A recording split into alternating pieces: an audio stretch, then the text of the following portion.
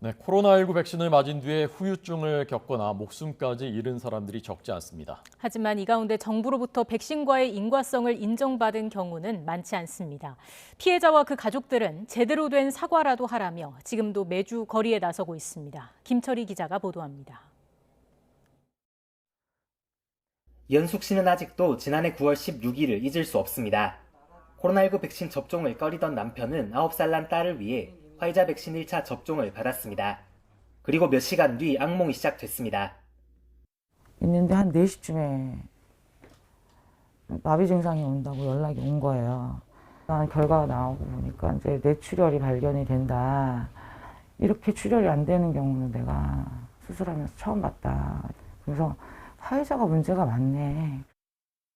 수술 뒤에도 의식을 회복하지 못하던 남편은 2달도 안 돼 세상을 떠났습니다. 급작스러운 죽음 뒤 이 씨는 피해 보상을 신청했지만 정부는 기저질환 등 다른 원인이 있는 것 같다며 보상을 거부했습니다.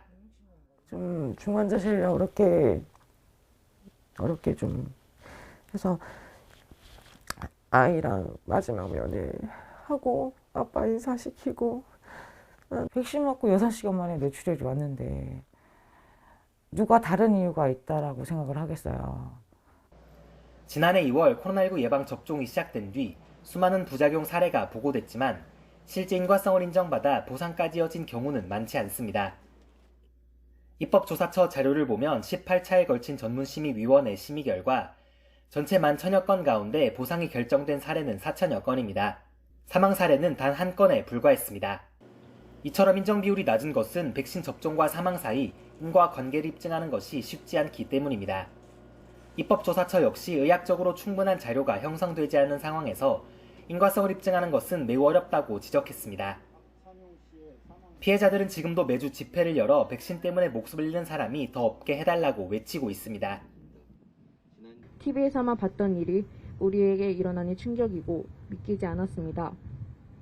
한편으로는 아버지와 같은 피해자가 안 일어났으면 하고 정부에서는 이에 대한 정책과 방안을 정확하게 지시하고 직접 실행하였으면 좋겠습니다. 피해자들은 정부 책임자의 진심 어린 사과와 특별법 제정 등을 요구하며 앞으로도 집회를 이어나갈 예정입니다. YTN 김철입니다.